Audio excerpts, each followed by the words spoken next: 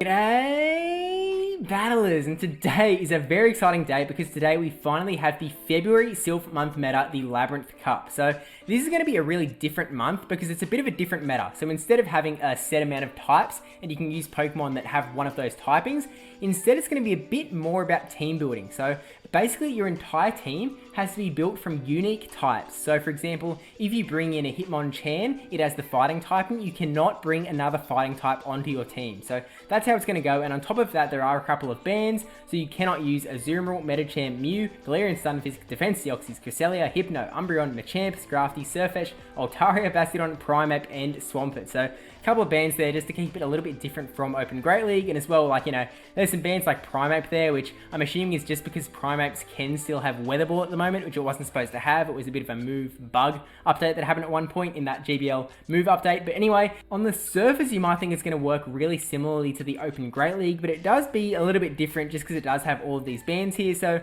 let's get into the meta, let's take a look. So here is my Labyrinth Cup meta simplified infographic, and by the way, at the same time I have uploaded a battle video, so doing some Labyrinth Cup battles up against PvP and Purple Koga. That'll be linked up there at the end of the video and then also in the description. So after you've kind of got an idea from this about what is going on in this meta, you can kind of watch that video and see it in action. So just kind of see how the matchups are actually going, because sometimes it works a little bit differently than in reality. But yeah, here we are. I've got 6 groups on here, and we do have a couple of other Pokemon that we are going to touch on as we go through the video. So, you know, stick around, because you know, you might notice that there are some like really big picks on PvPoke that are not on this infographic, and there is a reason, but we'll get to it. So first off, just really quickly, we'll go through the groups. We have the Dark types in the top left with Zweilous and Mandibuzz. Then we have the Ice types in the top middle with Alola Ninetales and Abomasnow. Then we go along to the Fighters, the Vigoroth and the Obstagoon. I was going to say Abomasnow again. Then if we go down to the bottom left, we have the kind of tanks, the bulky dudes, the Melmetal, the Registeel, and the Regirock, double Regis in the house.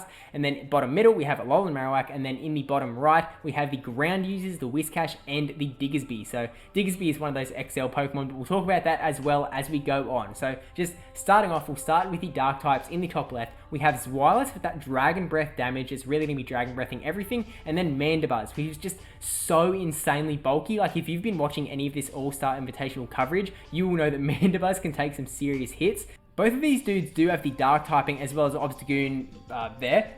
So you can only bring one of those onto your team. And then if you bring Zweilous, you can't bring another Dragon type. And if you bring Mandibuzz, you cannot bring another Flying type. So based on this graphic, you might think that they lose to a lot of things. They're losing to the tanks in the bottom left. They're losing to the Ice types and the Fighters along the top. And then they're only beating on the graphic Alolan Marowak.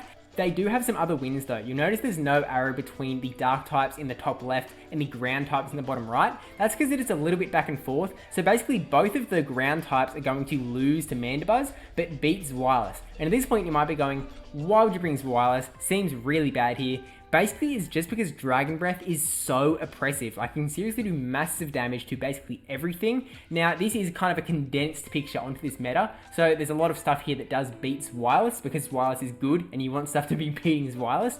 But Zweilous is really going to be beating pretty much all of the outer meta picks. Like, I feel like a lot of the stuff that is not on this graphic, Zweilous is going to be winning. So Zweilous is kind of one of those kind of just neutral picks that you bring onto your team, add some coverage to basically anything that you don't already cover, and just that's that. It can do a lot. Plus, it, you know, it also covers Alolan Marowak, but I feel like Mandibuzz might be the better pick to play, just because it is so bulky and it can do so much stuff. Like, obviously it does beat those ground types as well as the Alolan Marowak, and it can, like, even in matchups that it should lose, it can take hits and then dish back some damage. So there's definitely going to be some looks at more of this stuff in battle videos later on. But moving across to the Ice types now, we have the Alola Ninetales and the Abomasnow. Now, because Alola Ninetales now has Weather Ball, it's actually a little bit better to go with Powder Snow on your Alola Ninetales instead of Charm. I mean, the reason that you kind of have Charm is to beat down Dark types and then also Fighters, and with Powder Snow, you're still beating the Dark types. There is the Fighters over on the right, but we'll talk about that as well. It's a little bit kind of back and forth-ish. It's not so straight cut, but yeah, Abomasnow is going to be running that Powder Snow as well. But basically, they're going to be beating those Dark types, as we said before. They're also beating the ground types in the bottom right, which I kind of thought that Diggersby would be able to beat Abomasnow, because Diggersby has Fire Fire Punch, and it's going to be getting to that quick. It's double super effective, but Bulbasaur actually comes out on top. So I thought that was pretty interesting, but then they are going to be losing to the tanks, losing to Alolan Marowak with that Fire Spin, and then losing to the fighters, kind of sorta. So there's a bit of counterplay between like Alolan Ninetales and Vigoroth. It's actually a little bit close, so it can go either way if there's a little bit of energy, a little bit of shielding. That matchup can flip.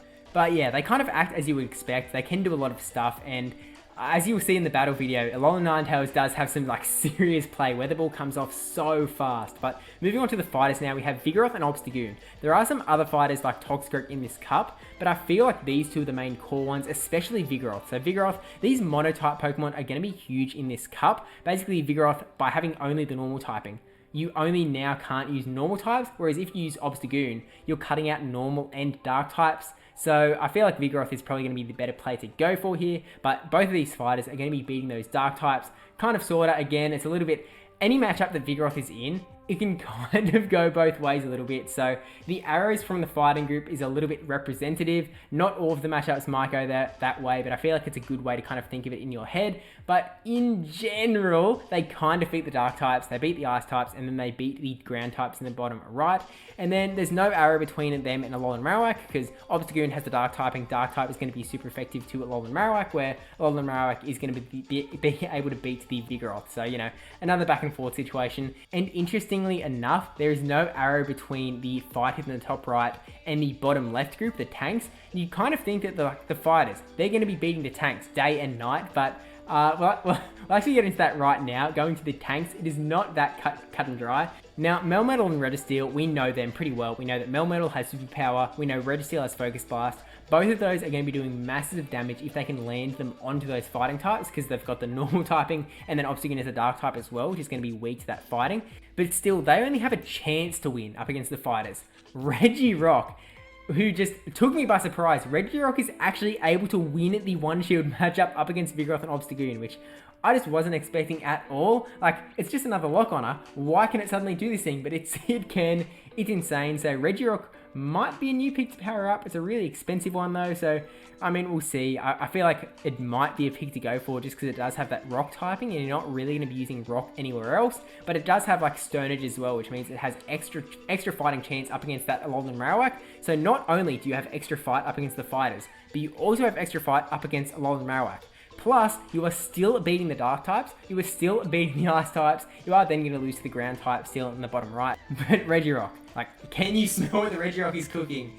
It's becoming a reality right here. Expect to see some Regirocks do some major damage in this cup. But moving on to Alolan Marowak though, going to be beating the tanks, beating those ices as we said before, and then losing to the ground types because he's going to lose to the ground types. It's just how it's going to be. And then also losing to the dark types, including that Obstagoon in the top right, but then is able to beat the Vigoroth as well. Marowak is pretty easy to understand, but moving on to the last group that is on the graphic before we bring in some extra picks. The ground type. So we have Whiscash and Diggersby here. Diggersby is an interesting one. We're going to do a video later on talking about whether you really need an XL Diggersby in this cup, but for the time being, they generally do the same-ish sort of thing. They do cover a lot of the same stuff, but yeah, we'll talk more about the specifics in a later video. Don't forget to subscribe if you haven't already. But yeah, they're going to be beating Alolan Marowak. They're going to be beating those kind of steel tanks over in the left. And then they're going to be losing to the ice types, lose to the fighters generally, and then those dark types, as we said before, Mandibuzz is going to be able to beat both of them. Even a Blizzard from Whiscash does not do that much to a Mandibuzz. It's kind of insane, but yeah.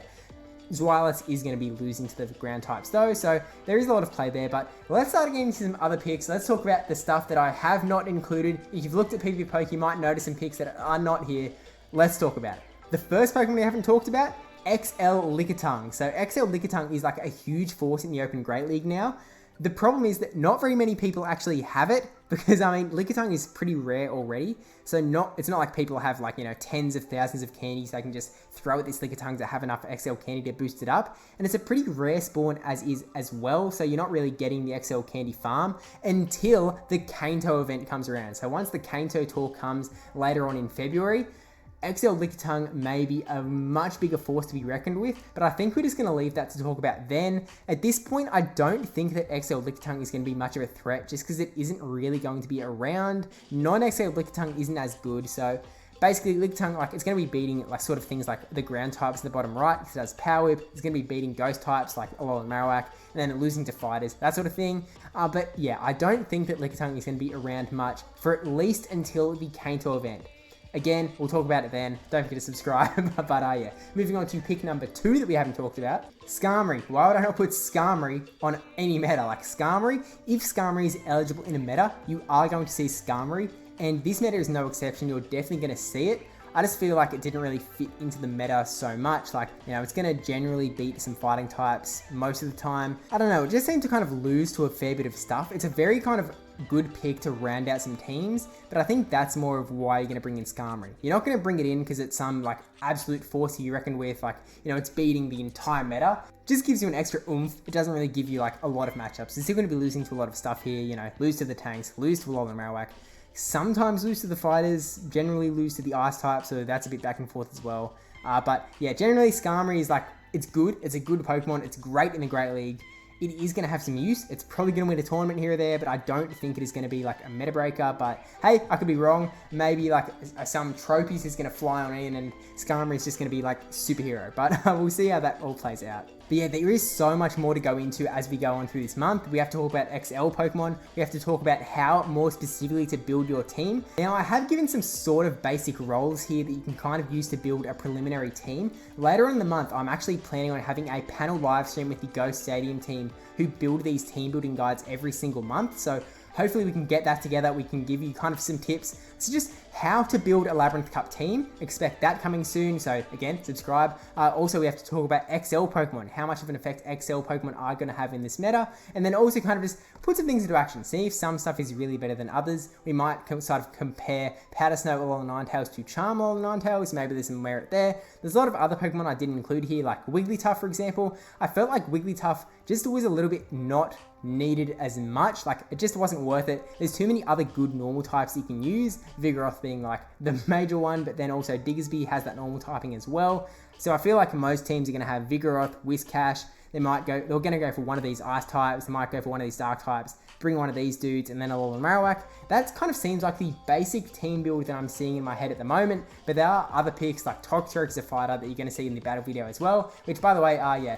But yeah, thank you for watching so far. Don't forget to like, comment, subscribe, especially that subscribe one. Thank you to my supporters over on Patreon and Twitch. I actually don't have one name there, and that is Mr. Pants here. He also subscribed on Twitch, but it wasn't, I didn't have time to put it onto this graphic. And then up the top, you'll actually see a brand new emote made by Sadie Poo. Now, I don't have that on Twitch yet, because I need to reach enough sub points to unlock more emote slots. So we'll see how that goes. Actually, I need to start streaming more on Twitch as well. But yeah, hopefully we can get that emote in at some point. But yeah, thank you to everyone here, and I'll see you in the battle video that's over there, up there. Yeah, click the battle video, watch the battle video, because we've got battles up against PvP and Purple Koga. So watch that. And then over there, once there's another video uploaded this month, it'll be a Labyrinth Cup video. But if you're watching this day one, it won't be. But yeah, okay, Steve out.